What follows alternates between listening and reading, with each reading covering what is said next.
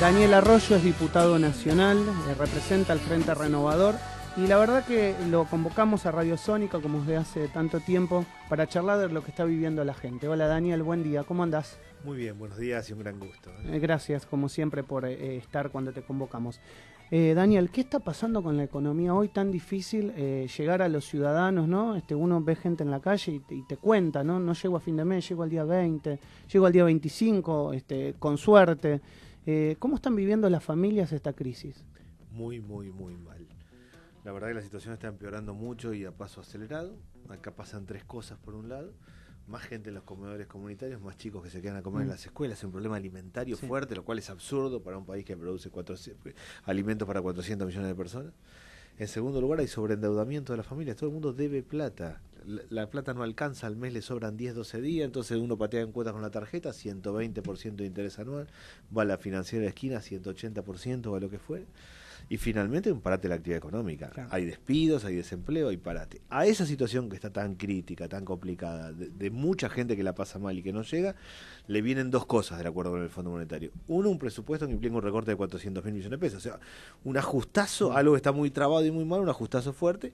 Y otro, un acuerdo monetario que yo no entiendo, que es el tema de no emitir, que en esencia significa vaciar de pesos el mercado. O sea, todo lo que hace es más recesión, más parate de la actividad económica, indudablemente más conflicto social. Entre comillas, lo que busca el gobierno, dice con eso, es bajar la inflación a través de un plan ortodoxo, pero vos no lo ves que eso pueda llegar a resultar. Eso es pura teoría y solo teoría. La idea de que si yo meto una recesión brutal y nadie puede comprar, entonces van a bajar los precios. Es teoría que no ha funcionado en la Argentina. Pero además hay un tema ético antes. ¿Qué voy a hacer? ¿Voy a desacomodar todo para que entonces efectivamente después baje la inflación? Acá hay un problema grave. El gobierno... Son tres cosas, a mi modo de ver. Uno es una idea horrible de lo que es la Argentina. Una idea de la Argentina es soja, minería, sector financiero y salarios bajos. Ese modelo, si funciona, deja 20 millones de personas afuera. Wow. O sea, andando, deja 20 millones de personas afuera porque el resto de Argentina es otra cosa. En segundo, es una estructura de negocios. Nunca se le ha ocurrido controlar el precio de los alimentos. La caída social no va a tener piso si no se controla el precio de los alimentos. No lo hace, ¿por qué? Porque el que tiene que controlar el precio de los alimentos está del otro lado del mostrador. Tiene interés en los supermercados. Lo mismo en los medicamentos, los mismos del combustible. Y además de una estructura de negocios y una idea horrible, ha perdido noción de realidad, no está viendo. Yo creo que nadie le explicó al presidente lo que implica un proceso recesivo tan largo. En este nivel de conflictividad social, yo vengo ahora del Hospital Posadas, estoy permanentemente en donde están los reclamos. Ahora enfrente del Congreso hay un reclamo permanente y así todo. Algo que está todo tan trabado, tan mal, tan complicado, donde la gente no le alcanza la plata, donde el que hace changas gana menos plata que el año pasado, porque ahora solo trabaja 2 veces por semana. A eso, meterle un ajustazo y una recesión es... cuanto menos una irresponsabilidad. Y hay algo que a mí particularmente me parece que el gobierno no vio, que es el impacto de las tarifas, ¿no? Sobre todo en la clase media. No sé qué pensás vos, pero realmente eso ha generado también una cuestión muy difícil en el comercio, que también ha generado que se hayan despedido trabajadores, se haya despedido gente, porque por algún lado el comercio tenía que ajustar y fue justamente con los empleados. Los tarifazos han sido brutales. Yo recorro permanentemente los centros comerciales y también, no solo que aumentó muchísimo la luz y el gas, el agua también. Un comercio de ropa que tiene un bañito, ¿cuánto puede gastar de agua? Nada, un baño chiquitito. Bueno, le viene una barbaridad. Yo cuando ando por centros comerciales sale la gente y dice, mirá lo que pago de agua. Se ha desacomodado, pero además el gobierno dolarizó las tarifas. O sea, todos entendemos que estamos exhaustos, que no damos más, y las empresas de acá dicen, a nosotros nos faltan 300% todavía de aumento. A mí me parece que cuando se escriban los libros de historia dentro de 20 años, este gobierno va a ser recordado por el nivel de deuda que tomó, 157.000 millones de dólares, una locura. Impresionante. Por la dolarización. Más las provincias, ¿no? Más todo el conjunto, más la deuda interna. Más, va a ser recordado por el nivel de deuda, por la dolarización de las tarifas y por haber liberado el precio del combustible. Hoy los chicos estudian que en 1933 existió el pacto Roca-Russellman y todo el tema de la apertura y el tema de la carne, y seguramente un pibe dice, qué locura lo que hicieron en ese momento. Bueno, dentro de 20 años va a haber un pibe que va a leer en Argentina y va a decir, qué locura, cómo dolarizaron las tarifas y hicieron semejante cosa, tanto desacomodo. ¿Qué querías preguntar? Está muy claro que ves que este gobierno es un desastre y está haciendo las cosas de una manera pésima. ¿Debería irse este gobierno? No. ¿Por qué no? Porque fue electo y tiene legitimidad. Este gobierno y los próximos 10 gobiernos que siguen en Argentina tienen que durar lo que corresponde, que son los 4 años. ¿Por qué? Esto te lo pregunto a vos como legislador nacional. Este gobierno a esta altura manifiestamente está demostrando una mala praxis, una falta de idoneidad. ¿Por qué hay que dejarlo seguir? Si uno, cuando ya que les gusta Pero tanto para dejarlo compararse, seguir dentro de los mecanismos sí, institucionales, sí, estás sí, hablando por de eso estoy hablando con un de legislador un juicio nacional. político o algo así. Sí, sí, sí, Ah, sí. ok. Promoverle, a ver, ya que les gusta compararse tanto con el mundo de lo privado, ¿no? En el mundo de lo privado, cuando un empleado hace macanas de la magnitud que está haciendo este gobierno, lo echan sin dudarlo. ¿Por qué a este gobierno que está haciendo macanazas, pero de una magnitud terrible, que entran ya, las podemos calificar como crímenes de lesa humanidad? ¿Mm? Desde la no, hay que respetar el periodo. ¿Por qué? ¿No pueden ustedes como legisladores promoverle el juicio político por mala praxis? Porque aparte en la calle se están juntando muchas firmas para ir a exigirles a ustedes esto. A ver. Lo de las firmas lo veo y hablo muy seguido con todos lados y camino todo el tiempo y la gente me para y varios me plantean eso. Yo creo que... ¿te lo plantean en la calle? Sí. Lo que hay es un agotamiento concreto que la gente no le alcanza. Está No, pero se ve la mala praxis, se la ve. De eso no dudo. Ahora, a mí me parece que los gobiernos no cumplan su ciclo es abrir una caja de Pandora en Argentina, sí. Que la complica del todo. Tengo la peor opinión sobre cómo encara la política del gobierno y no solo veo mala praxis en el sentido de alguien que no le salió bien, sino que veo una estructura de negocio. No es solo un tema... O sea, no solo mala praxis, una matriz delictiva. Las dos cosas, la combinación de ambas. No, y para peor, un modelo que retrocede 100 años porque es agroexportador, es soja, minería, sector financiero. Más grave que todo eso para mí es entender que la Argentina en esencia le sobran 20 millones de personas. Ahora, con todos esos cuestionamientos a este gobierno, claramente, yo creo que en Argentina no se puede abrir la caja de Pandora de acortar los ciclos políticos. Primero, porque tenemos una historia horrible en ese plano. Segundo, porque después entramos en un ciclo complejo de todo tipo. La gobernabilidad tiene que ser respetada, verdaderamente tiene que ser respetada. ¿Qué es lo que tenemos que hacer quienes somos opositores? ¿O qué creo yo que tengo que hacer yo? Uno es acompañar los reclamos de la calle. Vengo del Hospital Posadas, estoy permanentemente. Segundo, tengo que plantear medidas de emergencia. El gobierno hoy, más allá de que a mí no me gusta nada de lo que hace, tiene que controlar el precio de los alimentos, tiene que controlar el tipo de cambio, tiene que convocar un consejo económico. No lo va a hacer este gobierno, eso lo hacía Moreno. Este Queremos. Gobierno no va a hacer eso, porque es lo opuesto. Y tercero, tenemos que construir una alternativa seria ya para poder ganar y construir otro esquema. Pero no creo que el gobierno deba, ni este gobierno ni ninguno, deba cortar su ciclo. Bueno, me gustaría preguntarte por cómo ves el recambio de lo que fue el ex presidente del Banco Central ahora y Sanleris. ¿Cómo ves esa visión? ¿Es una continuidad? ¿Es un cambio? ¿Es un plan económico nuevo el que se da este esquema de flotación entre bandas para el dólar? En esencia es entregar la autonomía y la capacidad de decisión al Fondo Monetario Internacional, ¿no? Digo, fue casi patético cuando el presidente Macri dijo el presidente Banco Central va a ser Guido Sanleris, que tiene muy buena relación con Lagarde, básicamente, ¿no? ¿Y qué es lo que está planteando Sanleris?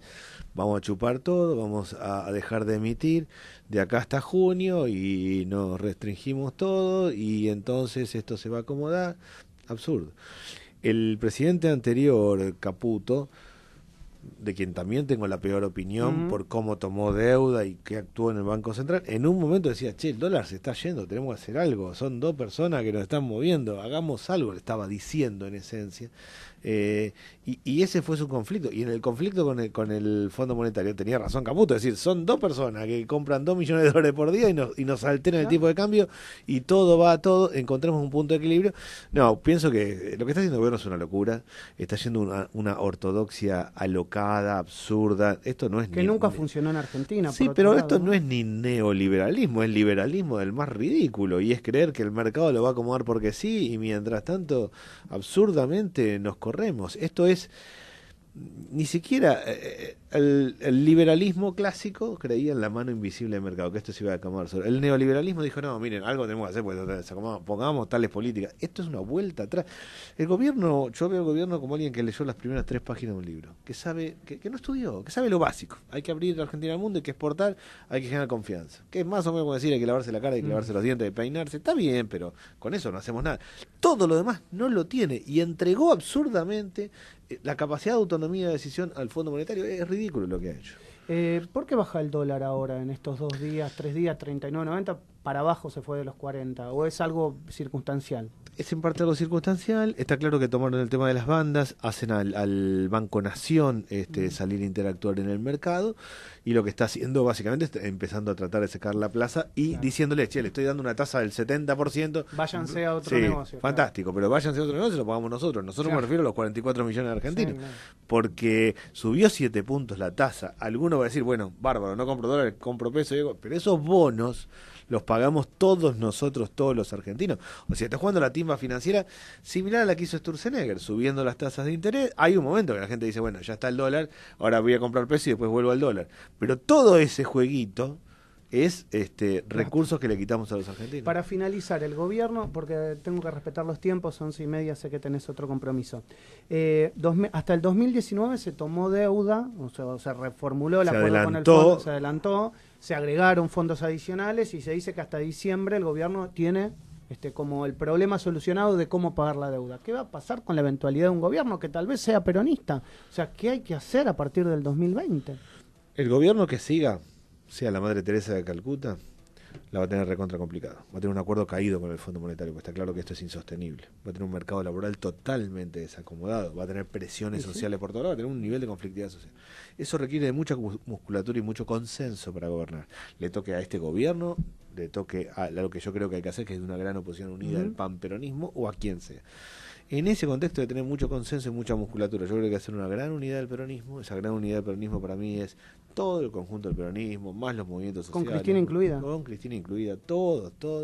Tenemos que armar una estructura, generar un mecanismo. Si tenemos dificultades con los candidatos, vamos una paso y el que gana a la sociedad vota y dice, lidera, y seguimos. Y eso tiene que hoy plantear medidas de emergencia. Yo quiero que el gobierno controle el precio de los alimentos, lo quiero de verdad, y además que construya para adelante. ¿Cómo va a construir para adelante? Muy complejo, va a ser muy difícil gobernar una Argentina totalmente desacomodada. Es muy irresponsable. Yo, por ejemplo, voy a votar en contra del presupuesto. Creo que lo racional es votar en contra. Si esto fuera un presupuesto normal, yo hubiera tomado las 2 o 3 partidas críticas. Si vos me decís, mira, estamos recortando el programa para jóvenes, para tal cosa, tal otro, y hubiera discutido para mejorarlo. Esto no es así, es un hachazo de 400.000 millones de pesos, es todo recortado, todo desacomodado, todo complicado. No hay forma de mejorarlo, no es que un poquito para acá, un poquito para allá. Yo voy a votar en contra del presupuesto. ¿En general todo el Frente Renovador va a hacer eso? No, cada uno lo está evaluando. Yo ya adelanté mi posición, porque creo que no es un tema de detalles, no hay detalle que lo puedan mejorar. Pero además lo tomo este presupuesto como un tema ético. No se puede en la Argentina recortar sobre recortar y tirar a la banquina un montón de gente sobre un supuesto que es puro supuesto de que alguna vez por arte de magia la cosa va a rebotar o van a venir. Pero es importante esto, ¿no? Para el 2020, ¿cuál va a ser el peso de la deuda sobre el presupuesto nacional? Porque un Producto Bruto Interno. Como vos les quedas, el gobierno actual tomó un PBI. Todo el mundo dice absurdamente que el gobierno anterior se robó un PBI. Acá se tomó un PBI en 3 años. Acá se endeudó un PBI, una cosa loca. Desde tu perspectiva de lo que vos palpás con tus compañeros de banca y de otros bloques, ¿no? ¿Sale o no sale este presupuesto? A mí me parece que originalmente está más cerca de salir por el acuerdo con los gobernadores en esencia. Me parece que entre los que se van a abstener de votar, que es una forma de que se sientan menos votos positivos, y los que van a votar a favor, me da la sensación que va a salir. Pero yo creo que el presupuesto es socialmente inviable, que aún consiguiendo las manos no lo va a poder aplicar, porque el nivel de conflictividad va a ser que aunque tenga el instrumento legal, pero no va a poder aplicarlo. El nivel de conflictividad que va a generar es un presupuesto inviable. A mí me parece que los actores centrales del gobierno no captan qué es lo que está pasando. Y ahí sí me parece que hay una responsabilidad de las áreas sociales en este sentido. El ministro de Desarrollo Social de Argentina, de Uganda, de Suiza, de Colombia, nació para pelearse con el ministro de Economía. Uno quiere expandir el gasto y el otro no. En cualquier lado. Hoy se está discutiendo el presupuesto en Suiza. Me lo imagino al ministro de Desarrollo Social pateando la mesa y diciendo, no, necesitamos más recursos. Bueno, no están haciendo eso los ministros, ni de Educación, ni de Desarrollo Social, ni de Salud, que ahora no existe y está dentro. Eso es tremendo. La voz, el gabinete no es un conjunto de amigos donde uno dice, yo quiero quedar bien con todo. el área social nació para expresar el conflicto. Tiene que pararse en la mesa y decir, miren todo el conflicto que hay, esto se viene complicado. O sea que en ese sentido también veo un gobierno flojo y que más allá de que haya más diálogo o menos diálogo, los que tienen que cumplir su tarea no la están cumpliendo. La tarea del ministro de Desarrollo Social en cualquier lugar del mundo es estar siempre enojado y peleado con el ministro de Economía. ¿Y qué vamos a tener que hacer? ¿Sentarnos con los acreedores a corto plazo, digamos 2020? Porque, a ver, yo digo tanto esto 2020, perdón la insistencia, porque sabemos que el 2019 la plata supuestamente va a estar entre comillas, pero en el 2020 nos tenemos que sentar a renegociar, porque ¿cómo vamos a hacer para pagar si no vamos a poder tomar más deuda? Bueno, hay que buscar otro tipo de estrategias. El mundo encara otro tipo de estrategias claramente, ¿no? La salida que está teniendo Turquía no es con el Fondo Monetario ni con nada del estilo. Hay que buscar otro tipo de estrategias. Lo que está claro es que vamos a un problema serio. El gobierno tomó 50.000 millones originalmente de dólares con el Fondo Monetario que eran en distintas etapas. Se lo tragó todo para el 2019, le pidió adelantarlo todo con una única certeza, que les va a pagar. O sea, real, todo lo que estamos haciendo y todo el ajuste y todo el conflicto social para pagar los intereses. Además le dieron 7.000 adicionales que los va a ir dando para la siguiente etapa. Es decir, es de una irresponsabilidad grande. Hay que buscar otras estrategias. El mundo está cambiando. El gobierno tiene una idea de que la Argentina se inserta tontamente en soja, minería, sector financiero. Quería hacer algo que no tiene sentido, que además dejó de ser posible a partir de Trump, que cerró el mundo. Claro. O sea, también lo que le pasa a este gobierno es que tenía una idea tonta del mundo, pero ese mundo cambió. Ya no es posible. Lo quiere hacer quien lo quiere hacer, no es posible. Bueno, en ese esquema nosotros tenemos que construir otros paradigmas, otras ideas. Me parece que la política tiene una responsabilidad clara y creo además que acá se está rompiendo el contrato social. Que una parte de la gente dejó de creer en el gobierno y no le cree nada a la política. Nada es nada de nada, nos toca a todos, me incluyo. Nada. Eso es un vacío profundo, es compleja la situación. Sí, claro. Se desenganchó, no le creen nada. El gobierno era bueno en términos de crear expectativas. Aún el que estaba mal decía, bueno, ojalá que funcione. Sí, bueno, se rompió. El vacío lo llena la política o lo llena la locura. Para mí la locura es Bolsonaro, por ejemplo, en términos de lo extremo, claro. Por eso mejor que lo llene la política. La última bueno, sí, con el tema Fondo Monetario Internacional. A ver, la Constitución dice que todas las cuestiones de endeudamiento externo tienen que pasar por el Congreso de la Nación. Acá, como por un tubo, el Ejecutivo se encargó de cerrar todo con el fondo y ustedes ni se enteraron. ¿Qué pasa? ¿Qué piensan hacer con eso? Primero, el acuerdo con el fondo es el presupuesto. Por eso yo digo que voy a votar en contra del presupuesto. O sea, el acuerdo con el fondo genera una serie de condicionalidades que en esencia son el presupuesto. Ese es el presupuesto y por eso, a mi modo de ver, es un presupuesto que no hay que aprobarlo y yo voy a votar en contra. Segundo, hay un tema clave que en su momento, yo soy diputado hace 9 meses, pero en el 2016 le dieron la posibilidad de tomar financiamiento la propia Cámara de Diputados, en un nivel que nadie imaginó que iba a ser este nivel. Con lo cual ahí hay mucho para discutir. Y de hecho va a entrar en una zona de debate fuerte el acuerdo con el Fondo Monetario para adelante. Pero hoy, en términos prácticos, ¿en qué se materializa el acuerdo con el fondo? En el presupuesto. Y bueno. Daniel, gracias por venir a Radio Sónica. Que tengas buen día. Muchas gracias. Somos la radio con mayor prestigio y más